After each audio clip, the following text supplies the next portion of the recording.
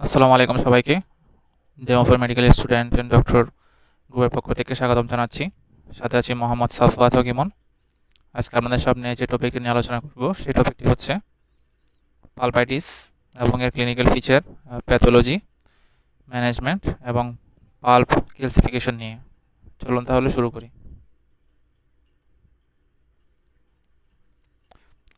আমরা পালপাইটিসের ডেফিনেশনটা যদি দেখি তাহলে লেখা আছে pulpitis inflammation of the dental pulp is the most common reason for dental pain in younger person। অর্থাৎ আমাদের পালপাইটিস বলতে বোঝাচ্ছে আমাদের পাল্পের মধ্যে ইনফ্লামেশন, যেটা হচ্ছে আমাদের most common reason for dental pain. এরপর বলা হচ্ছে the usual cause is caries penetrating the dentine but there are other possibilities. অর্থাৎ আমাদের যেটা হচ্ছে কমন কজ এটা হলো কি ডেন্টাল ক্যারিজ, যেটা আমাদের ডেন্টিনকে এক্সপোজ করে পাল্পে হচ্ছে প্রোগ্রেস করে। এছাড়াও বলা হচ্ছে এক্সপোজার ডিউরিং কেভিটি প্রিপারেশন, তাছাড়া ফ্র্যাকচারের কারণে বিভিন্ন ধরনের, যার কারণে আমাদের হচ্ছে একটা থিন কভারিং অফ ডেন্টিন যেটা রয়েছে পাল্প ডেন্টিন কমপ্লেক্সে, ওইটা হচ্ছে এক্সপোজড হয়ে যায়, যেটার মাধ্যমে আমাদের ব্যাকটেরিয়া পেনিট্রেট করতে পারে ডেন্টিনাল টিউবেল দিয়ে। এছাড়া বলা হচ্ছে ক্র্যাক টুথ যদি থাকে, যদি মাস্টিকুলার স্ট্রেসের কারণে বা অন্য কোনো ট্রমার কারণে যদি আমাদের টুথ ফ্র্যাকচার হয়ে যায় বা ক্র্যাক হয়ে যায়, তখন হচ্ছে আমাদের পালপাইটিসের একটা চান্স থাকে। এছাড়াও বলা হচ্ছে thermal damage can trigger pulpitis following cavity cutting with insufficient cooling or following intermittent low-grade thermal stimuli conducted to the pulp by large unilined metal restoration। অর্থাৎ যে কোনো ধরনের আমরা যখন রেস্টোরেশনের কাজ করি তখন থার্মাল এক্সপোজারের কারণে আমাদের যে পাল্পের যে কেভিটি আছে ওই কেভিটি ড্যামেজ হতে পারে। ড্যামেজ হলে ওখানে লিকেজের মাধ্যমে বা মাইক্রোগ্যাপ তৈরির মাধ্যমে আমাদের পালপাইটিসের চান্স থাকে। এছাড়া বলা হচ্ছে chemical damage can result from older type of acidic restoration material. অর্থাৎ আমাদের হচ্ছে যে অ্যাসিডিক রেস্টোরেশন মেটেরিয়াল রয়েছে ওই মেটেরিয়াল থেকেই আমাদের কেমিক্যাল ড্যামেজের মাধ্যমে পালপাইটিসের চান্স থাকতে পারে। তারপর বলা হচ্ছে pulpitis if untreated is often followed by death of the pulp and a spread of infection through the apical foramen into the periapical tissues to cause periapical periodontitis।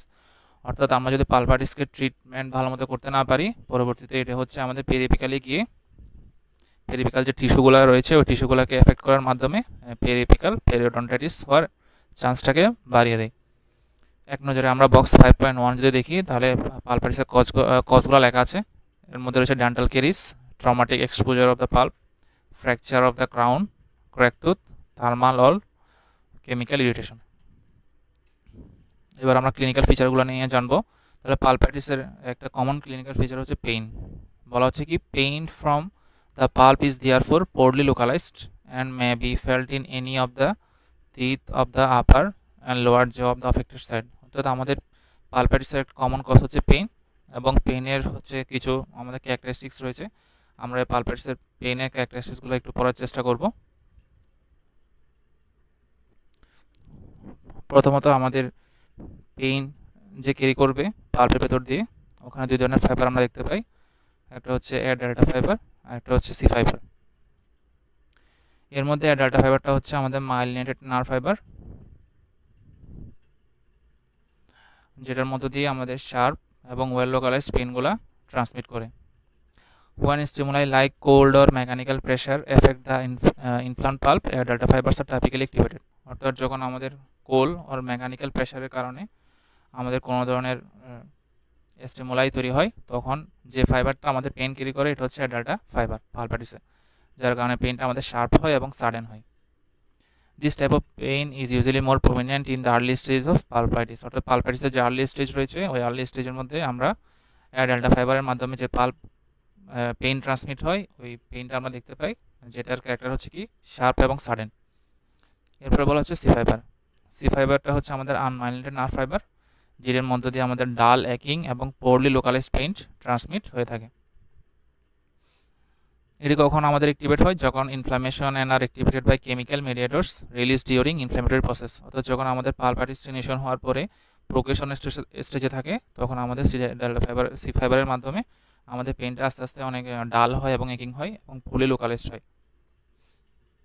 C fibres become more active resulting in a persistent and throbbing pain. অর্থাৎ ultimately আমাদের যখন পালপাইটিসের বিভিন্ন stage, এটা irreversible হতে পারে, reversible হতে পারে, হ্যাঁ, বিশেষ করে আমাদের রিভার্সিবল যে স্টেজ রয়েছে ওই স্টেজে যে পারসিস্টেন্ট এবং থ্রবিং পেন আমরা পেয়ে থাকি, এটা আমার ক্যারি করে সি ফাইবার। এরপরে বলা হচ্ছে the progression of pulpitis open shifts the dominant pain sensation from sharp quick to dull and persistent, reflecting the involvement and irritation of defined nerve fibres in the inflamed dental pulp. অর্থাৎ বলা হচ্ছে আমাদের প্রথম দিকে যদিও sharp এবং quick pain থাকে, পরবর্তীতে ওটি ডাল এবং পারসিস্টেন্ট পেইনে পরিবর্তন হয়ে যায়। আমরা যখন পালপাইটিসের স্টেজগুলো নিয়ে জানবো তখন ওখানে আমরা এই ধরনের পেনের ক্যারেক্টারিস্টিক্সগুলো নিয়ে আলোচনা করবো ইনশাল্লাহ। এবার আমরা বিভিন্ন ধরনের পালপাইটিস সম্পর্কে কিছুটা জেনে নিই। প্রথমেই আছে আমাদের একিউট পালপাইটিস। একিউট পালপাইটিসে বলা হচ্ছে in the early stages the tooth is hyper sensitive, very cold or hot food causes a stab of pain that stops as soon as the irritant is removed. অর্থাৎ acute পালপাইটিসে আমাদের mainly অ্যাডাল্টা ফাইবারটা pain carry করে।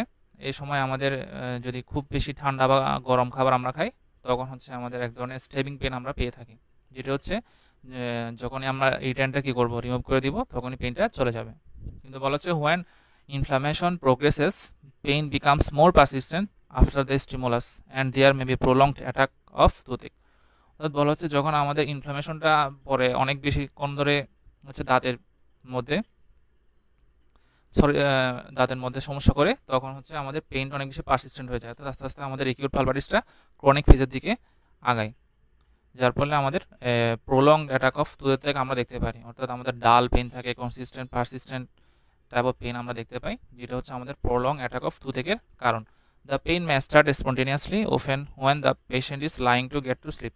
অর্থাৎ বলা হচ্ছে আমাদের এই পেইনটা স্পন্টেনিয়াসলি শুরু হতে পারে যখন পেশেন্ট গেট টু স্লিপ অর্থাৎ ঘুমোতে যায়। এটা মেনলি হচ্ছে আমাদের যখন আমরা ঘুমাই তখন আমাদের ওরাল ক্যাভিটির মধ্যে ব্লাড সার্কুলেশনটা বেড়ে যাওয়ার কারণে আমাদের ইন্ট্রাপালপাল প্রেশারটা বেড়ে যায়, তখন হচ্ছে আমাদের পালপাইটিসের যে এপিসোডটা ওইটা একটু বেশি প্রোগ্রেস হয়। The pain is partly due to pressure on the irritated nerve endings from oedema. বলা হচ্ছে আমাদের যেখানে ইনফ্লামেশন হচ্ছে এবং যার কারণে আমাদের অ্যাডেমা দেখা যাবে, তখন ওখানে প্রেশার বেড়ে যাওয়ার কারণে আমাদের এই পেইনটা শুরু হতে পারে। অথবা বলা হচ্ছে due to release of pain producing mediators. অর্থাৎ আমরা বিভিন্ন ধরনের যে পেইন প্রডিউসিং মেডিয়েটর্সগুলো পাবো ওগুলোর কারণে আমাদের পেইনটা অ্যাগ্রাভেট করা শুরু করবে। এরপরে আমরা হচ্ছে আমাদের যে 5.1 যে চিত্রটা ছিল যদি দেখি, এখানে লেখা আছে the pulp has been exposed during cavity preparation and dentin chippings and larger fragments have been driven into the pulp. অর্থাৎ বলা হচ্ছে আমরা যখন কেভিটি প্রিপারেশন করতেছি তখন আমাদের এই পাল্পটা এক্সপোজ হয়ে গিয়েছে, যার কারণে আমাদের হচ্ছে ওখানে বিভিন্ন ধরনের আমরা ডেন্টিন চিপিংস এবং লার্জ ফ্র্যাগমেন্টস দেখা যাচ্ছে। যদি থাকায় আমরা দেখতে পাচ্ছি আমাদের ঠিক এই জায়গার মধ্যে কিছু ডেন্টিনাল চিপিংস দেখা যাচ্ছে এবং লার্জার বিভিন্ন ধরনের ফ্র্যাগমেন্টস আমরা দেখতে পাচ্ছি, এরপর আমরা ক্রনিক পালপাইটিস নিয়ে একটু আলোচনা করব। ক্রনিক পালপাইটিসে বলা হচ্ছে chronic pulpitis May develop with or without episodes of acute pulpitis.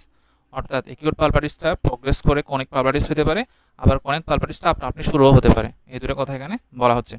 The first indication is then development of peripheral periodontitis either with pain or seen by chance in radiograph. বলা হচ্ছে chronic পালপাইটিসের একটা feature হচ্ছে peripheral periodontitis আমরা দেখতে পাই। এটা হচ্ছে পেনের মাধ্যমে রোগী আমাদের কাছে কমপ্লেন করতে পারে, পাশাপাশি আমরা রেডিওগ্রাফের মধ্যেও কিছু ফিচার্স আমরা দেখতে পাই। এখন আমরা আমাদের পালপাইটিসের দুইটা যে টাইপ রয়েছে এই টাইপ সম্পর্কে একটু জানার চেষ্টা করি। প্রথমটা হচ্ছে রিভার্সিবল পালপাইটিস, এরপর এটা হচ্ছে আমাদের ইরিভার্সিবল পালপাইটিস। আমাদের একিউট ফেজে একিউট রিভার্সিবল পালপাইটিস থাকতে পারে, আবার ক্রনিক ফেজেও আমাদের রিভার্সিবল পালপাইটিস এবং ইরিভার্সিবল পালপাইটিস থাকতে পারে। রিভার্সিবল পালপাইটিস আমরা দেখতেছি আমাদের পেইনটা হচ্ছে শর্ট থাকবে এবং শার্প থাকবে এবং স্টেপিং টাইপ থাকবে। এরপর ইরিভার্সিবল পালপাইটিস আমরা কনস্ট্যান্ট থ্রবিং পেইন পেয়ে থাকবো।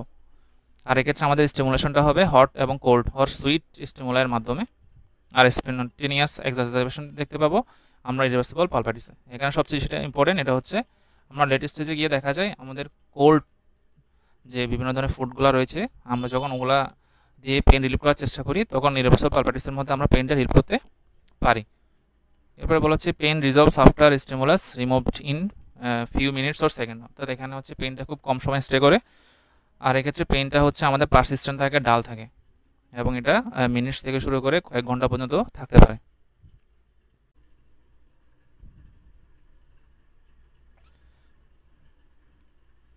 এবার আমরা যদি প্যাথোলজি অফ পালপাইটিস নিয়ে জানতে চাই, তাহলে দেখা যাচ্ছে প্রথমে আমাদের কিছু ইটিওলজিক্যাল ফ্যাক্টর থাকা লাগবে, যেগুলো হচ্ছে আমাদের পালপাইটিসকে ইনিশিয়েট করার মাধ্যমে প্রোগ্রেশনের দিকে চলে যাবে।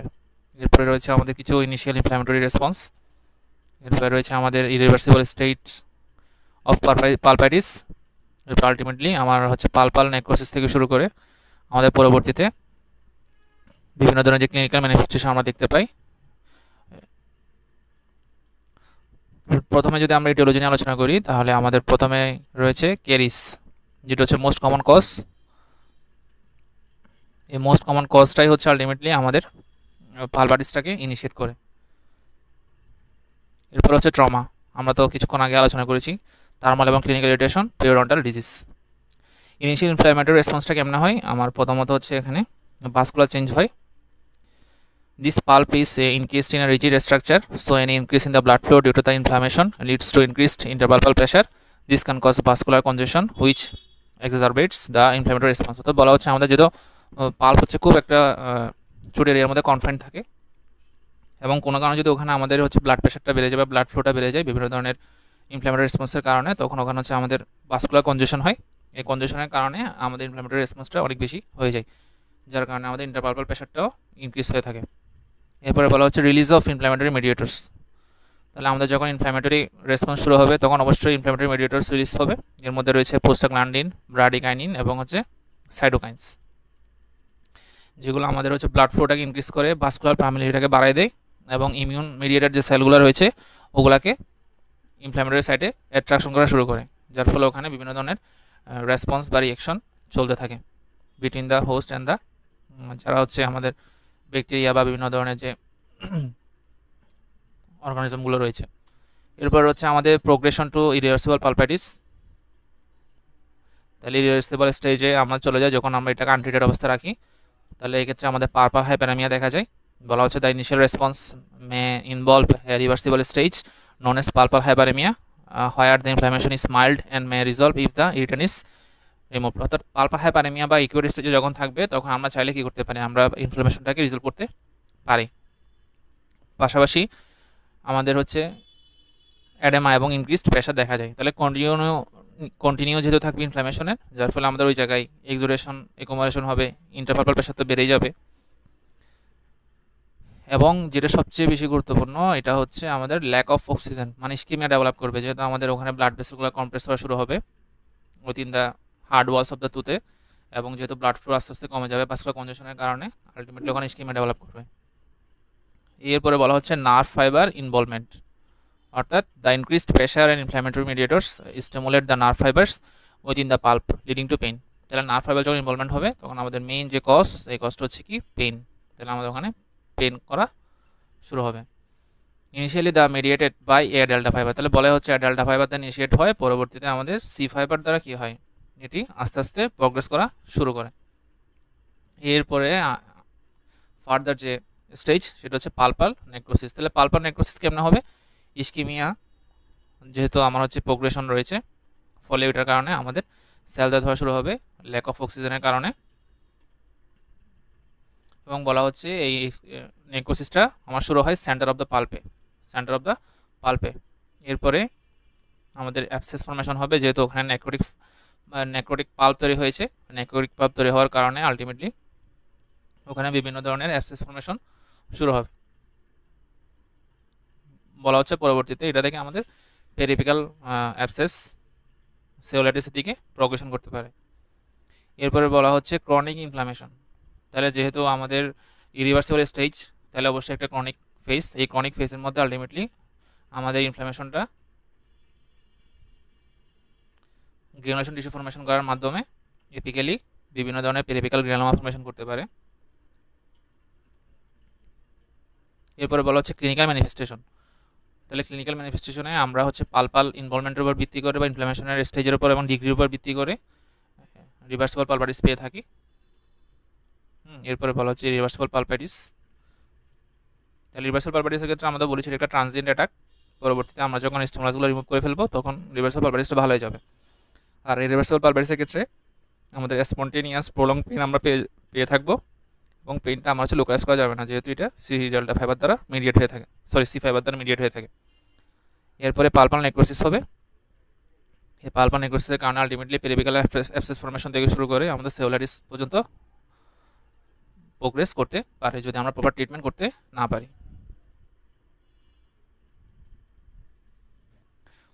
এবার আমরা জানবো ওপেন পালপ্যাটিস আর হচ্ছে ক্লোজ পালপ্যাটিস বলতে কি বোঝায়।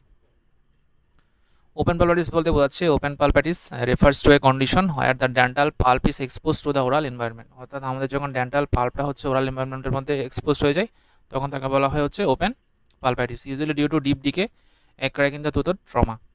এটার কারণে কী হয়, আলটিমেটলি আমাদের পালপ্যাটিস ইনফ্লামেশন থেকে শুরু করে pain, sensitivity and possible infection হওয়ার চান্স অনেক বেশি থাকে হচ্ছে ওপেন পালপ্যাটিসে।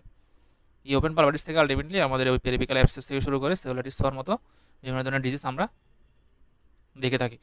এরপরে বলা হচ্ছে ক্লোজড পালপ্যাটিস। ক্লোজড পালপ্যাটিস বলা হচ্ছে when the dental pulp is inflamed but not expose to the oral environment. তাহলে এক্ষেত্রে আমাদের পালপ্যাটিস হবে কিন্তু আমাদের ডেন্টাল পাল্পের যে রিজিয়নটা রয়েছে ওটা এক্সপোজ হবে না ওরাল ক্যাভিটিতে, ফলে আমাদের the pulp remains enclosed within the tooth but it may be irritated and inflamed due to deep decay, trauma or other factors. This type of pulpitis can cause pain sensitivity particularly to temperature changes or pressure. অর্থাৎ এই ক্ষেত্রে আমাদের পেইনটা কখন হবে, যখন temperature change হচ্ছে বা কোনো কারণে ওই জায়গার মধ্যে আমরা বা ওই দাঁতের মধ্যে আমরা যখন প্রেশার ফিল করব তখন হচ্ছে আমাদের এই পালপ্যাটিসের পেইনটা আমরা পেয়ে থাকবো। The inflammation can either resolve on its own if the irritant is removed or may progress to a more severe condition requiring treatment.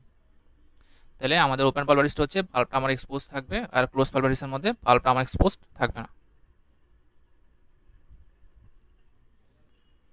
এবার আমরা দেখি একিউট ক্লোজড পালপ্যাটিস। তাহলে বলা হচ্ছে close pulpitis refers to inflammation inside an intact closed pulp chamber. তাহলে এটা যখন আমার প্রথমেই ইনিশিয়াল করা শুরু করবে এখানে বলা হচ্ছে দেয়ার ইজ ইনিশিয়াল হাইপারিমিয়া। তো এই ক্ষেত্রে আমার ইনিশিয়াল হাইপারিমিয়া আমরা দেখতে পাই। হ্যাঁ, এখন ইনিশিয়াল হাইপারিমিয়া বলতে কি বোঝাচ্ছে? হাইপারমিয়া বলতে বোঝায় আমাদের যে কোনো জায়গায় যেখানে ব্লাড সাপ্লাই রয়েছে ওখানে হঠাৎ করে ইনক্রিজড ব্লাড সাপ্লাই কোনো ধরনের প্যাথোলজিক্যাল আর ফিজিওলজিক্যাল চেঞ্জেসের কারণে। এরপরে বলা হচ্ছে infiltration by inflammatory cells and destruction of odontoblast and adjacent pulp follow. A limited area of necrosis may result in formation of an abscess localized by granulation tissue। অর্থাৎ এখানে acute পালপ্যাটিস আমরা যা দেখতে পাচ্ছি আলটিমেটলি অন্ডোব্লাস্টের ডিস্ট্রাকশন হবে এবং adjacent যে pulp chamber রয়েছে ওটা হচ্ছে আমার ক্ষতিগ্রস্ত হবে। পাশাপাশি আমরা এখানে একটা এরিয়া অফ নেক্রোসিস দেখতে পাবো এবং পরবর্তীতে এটি অ্যাবসেস ফর্মেশন করতে পারে এবং লোকালাইজড থাকতে পারে গ্রানুলেশন টিস্যু ফর্মেশনের মাধ্যমে।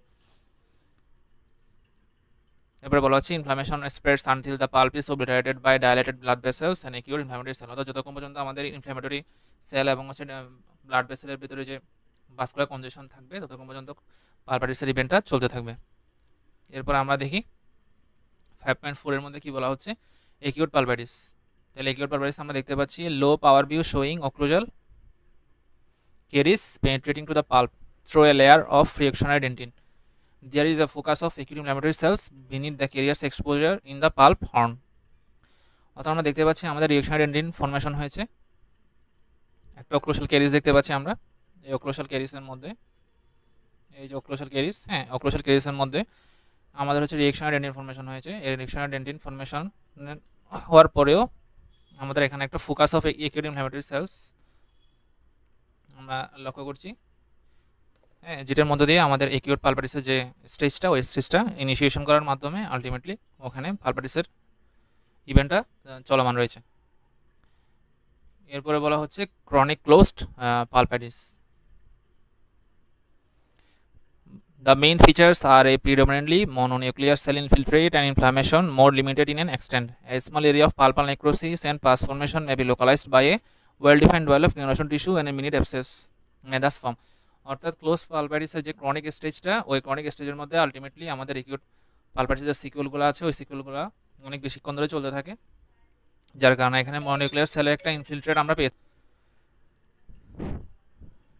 এরপরে বলা হচ্ছে inflammation may become well localised. যেহেতু closed pulpitis partial calcific barrier may wall off the exposure with reactionary dentin around the margins as seen following pulp capping. অর্থাৎ এখানে আমাদের একটা ক্যালসিফিক ব্যারিয়ার আমরা দেখতে পাই রিঅ্যাকশনারি ডেন্টিন ফর্মেশনের কারণে। আমরা আমাদের যে কেরিস উদ্দেশ্য ছিল ওখানে আমরা ডেন্টিন কেস পড়ার সময় আমাদের রিঅ্যাকশনাল ডেন্টিন, রিপেয়ারেটিভ ডেন্টিন, হ্যাঁ এগুলো নিয়ে আলোচনা করেছি। এরপরে হচ্ছে unfortunately the calcific layer is frequently incomplete and form less of a barrier than might be thought. অর্থাৎ আমরা এই যে চিত্রের মধ্যে দেখতে পেলাম, মানে আমাদের রিঅ্যাকশনাল ডেন্টিন ইনফরমেশন হওয়া সত্ত্বেও এখানে এক ধরনের ফুকাই অফ ইনফ্ল্যামেটরি সেল থাকে এবং ইন্টারপালপাল ব্লাড প্রেশার বেড়ে যাওয়ার কারণে আলটিমেটলি আমাদের পালপারিসের যে স্টেজটা এটা ক্রনিক ফেজে চলে যায়। The chief factor hampering pulpal survival is its enclosure within the rigid walls of pulp chamber and in fully formed teeth, the limited aperture of the for the apical vessels. অর্থাৎ বলা হচ্ছে এখানে আমাদের যে chief ফ্যাক্টরটা রয়েছে পালপাল সার্ভাইভালের জন্য, এটা হচ্ছে আমাদের যে এনক্লোজারটা রয়েছে rigid wall off the pulp চেম্বারের, ওটা ঠিকমতো মানে এনক্লোজড হয় না, হ্যাঁ, এবং হচ্ছে আমাদের যে এপিক্যাল ব্যাসেল, ওই এপিক্যাল ব্যাসেলের হচ্ছে আমাদের যে লিমিটেড অ্যাপারচার, মানে এদের এক্সটেনশনটা খুব লিমিটেড অবস্থায় থাকে, যার কারণে হচ্ছে আমাদের যে ইনফ্ল্যামেটরি যে প্রসেসটা লোকালাইজড হওয়ার কারণে ক্লোজ পালপারিসটা আলটিমেটলি অ্যাগ্রাভেট করা শুরু করে। এবার বলা হচ্ছে in acute inflammation these vessels can readily be compressed by inflammatory edema and thrombus, the blood supply of the pulp is thus cut off and it dies. Ultimately আমাদের chronic close পালপারিসটা আমাদের pulp necrosis দিকে চলে যায়। কেন চলে যায়? Ultimately যেহেতু একটা কনফাইন্ড এরিয়া, ওই কনফাইন্ড এরিয়ার মধ্যে ক্রমাগত কম্প্রেশনের কারণে আমাদের যে পালপাল ব্লাড সাপ্লাইটা ওটা হচ্ছে নষ্ট হয়ে যায় এবং যে ব্লাড সাপ্লাইয়ের জন্য যে ভেইন বা আর্টারিগুলো রয়েছে ওগুলোর মধ্যে বিভিন্ন ধরনের ভাস্কুলার চেঞ্জ চলে আসে। এরপর ওপেন পালপারিস নিয়ে যদি আমরা একটু আলোচনা করি তাহলে বলা হচ্ছে when there is a wide exposure or other drainage or when there are incompletely formed open apices or multiple apices, the balanced is tipped in favor of host defenses and a chronically inflamed pulp can survive despite heavy infection. অর্থাৎ এইসব কথার main কথা হচ্ছে open পালপারিসের ক্ষেত্রে আমাদের অনেক বড় একটা এক্সপোজার আমরা পেয়ে থাকি, আলটিমেটলি এটা ওরাল ক্যাভিটির সাথে একটা ডিরেক্ট লিঙ্ক তৈরি করে পাল্প চেম্বার এবং হচ্ছে আমাদের যে ওরাল ক্যাভিটি রয়েছে ওই ক্যাভিটি। এক্ষেত্রে আমাদের যে এনামেল প্লাস ডেন্টিনের যে লেয়ারটা থাকে ওই লেয়ারটা হচ্ছে আমাদের কাট অফ হয়ে যায়। ফিগার 5.5 এর মধ্যে আমরা দেখতে পাচ্ছি একটি histological picture of acute pulparis। বলা হচ্ছে beneath the carious exposure top right a dense inflammatory infiltrate is accumulating and more deeply the pulp is hyperemic with dilated blood vessel। অর্থাৎ এখানে কিছু dilated blood vessel আমরা দেখতে পাচ্ছি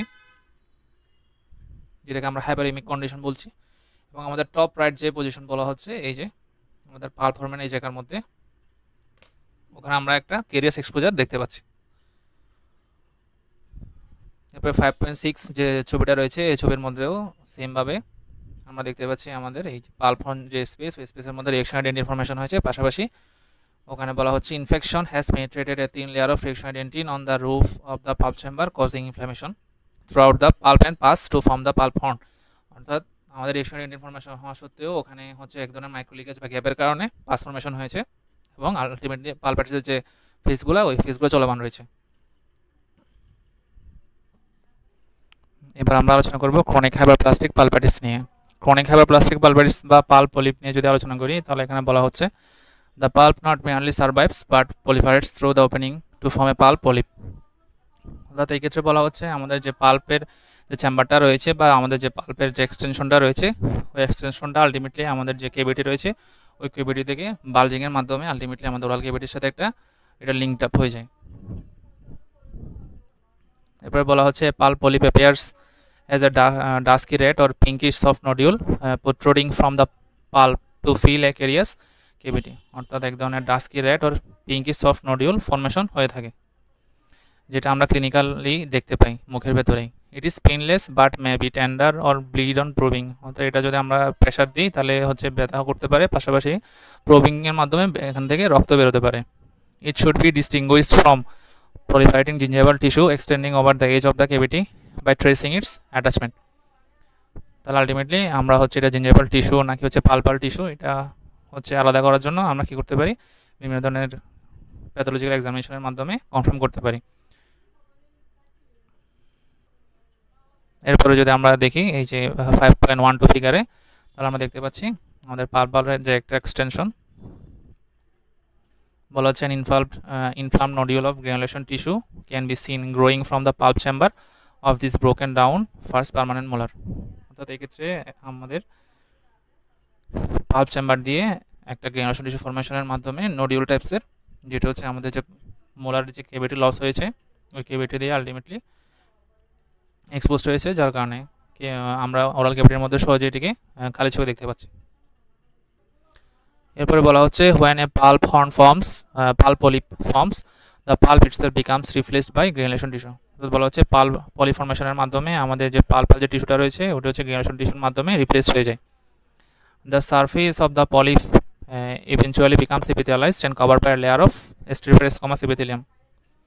অর্থাৎ আমাদের পাল্প পলিপের যে লাইনিংটা রয়েছে ওই লাইনিংটা হচ্ছে আলটিমেটলি স্ট্রাটিফাইড স্কোয়ামাস এপিথেলিয়ামের লাইনিং দ্বারা রিপ্লেস হয়ে যায়। This protects the granulation tissue and allows inflammation to subside or the granulation tissue to mature into fibrous tissue। Ultimately আমাদের যে এপিথেলিয়াম লাইনিংয়ের কারণে গ্রানুলেশন টিস্যুটা আমাদের ফাইব্রাস টিস্যুর মধ্যে কনভার্ট হয়ে যায়। বলা হচ্ছে সবচেয়ে বেশি দেখা যায় চিলড্রেনের ক্ষেত্রে। আর বলা হচ্ছে in open pulpitis this is because open epices provide a better blood supply and prevent the pulp from dying as a result of pulpal edema। অর্থাৎ আমাদের চিলড্রেনদের ক্ষেত্রে এবং যাদের হচ্ছে ওপেন পালপাইটিসের সমস্যা দেখা যায় তাদের ক্ষেত্রে আলটিমেটলি আমাদের এই পাল্প পলিপ হওয়ার অনেক বেশি চান্স থাকে। পাল্প পলিপের মধ্যে আমরা দেখতে পাচ্ছি a hyperplastic nodule of granulation tissue is growing out through a wide exposure of the pulp. The surface is ulcerated and the loose pulp has been replaced by the proliferation of fibrous tissue and vessels with inflammatory cell। অর্থাৎ আমরা একটা pulp পলিপের extension দেখতে পাচ্ছি histological পিকচারের মধ্যে। বলা হচ্ছে যেটার মধ্যে আলটিমেটলি আমাদের যে লাইনিংটা রয়েছে এই লাইনিংটা হচ্ছে স্ট্রাটিফাইড স্কোয়ামাস এপিথেলিয়াম দ্বারা তৈরি হয়েছে এবং এর ভিতরে আমরা গ্রানুলেশন টিস্যুর একটা লেয়ার দেখতে পাচ্ছি এবং এটি হচ্ছে আমাদের প্রোগ্রেশন দেখাচ্ছে ফাইব্রাস টিস্যু ফরমেশনের মাধ্যমে has been replaced by the proliferation of fibrous tissue and vessels with inflammatory cell। এবার আমরা চাই পালপাইটিসের কিছু ফিচার নিয়ে আলোচনা করি। বক্সের মধ্যে দেখতে পাচ্ছি pulpitis is caused by infection or irritation of the pulp usually by caries severe stabbing pain in a tooth triggered by hot or cold foot or starting spontaneously indicates acute irreversible pulpitis। Pulp pain is poorly localized। তাহলে pulp পেনটা হচ্ছে আমাদের পোর্লি localise থাকে কেন? Ultimately আমাদের এই পাল্পের পেনটা C fibre দিয়ে হচ্ছে মিডিয়েট হয় আর সি ফাইবার যেহেতু আনমাইলিনেটেড নার্ভ ফাইবার এই জন্য এটা লোকালাইজড পেন দেখাতে পারে না। Chronic pulpitis is often symptomless and untreated pulpitis usually leads to death of the pulp and a spread of infection to the periapical tissues। এবার আমরা আলোচনা করব পাল্প ক্যালসিফিকেশন নিয়ে। এটাকে অনেক সময় পাল্প স্টোনও বলা হয়ে থাকে। তাহলে লেখাই আছে দেখেন pulp stone rounded mass of dentin that form within the pulp can be seen in radiograph as well as small opacities. অর্থাৎ পাল্প স্টোনটা আমরা সাধারণত ক্লিনিক্যালি দেখতে পাই না, কিন্তু রেডিওগ্রাফি যখন আমরা দেখি তখন ওখানে বিভিন্ন ধরনের আমরা রেডিওগ্রাফিতে পাল্প চেম্বারের মধ্যে রেডিওপাক শেডও দেখতে পাই। They are common in normal teeth but have an increased frequency in teeth affected by caries trauma orthodontic movement or other potential irritant. অর্থাৎ আমাদের যাদের ক্যারিস হওয়ার চান্স রয়েছে এবং অর্থোডন্টিক মুভমেন্ট প্লাস হচ্ছে বিভিন্ন ধরনের ট্রমার কারণে আলটিমেটলি পাল্প স্টোন ফর্মেশন হয়ে থাকে।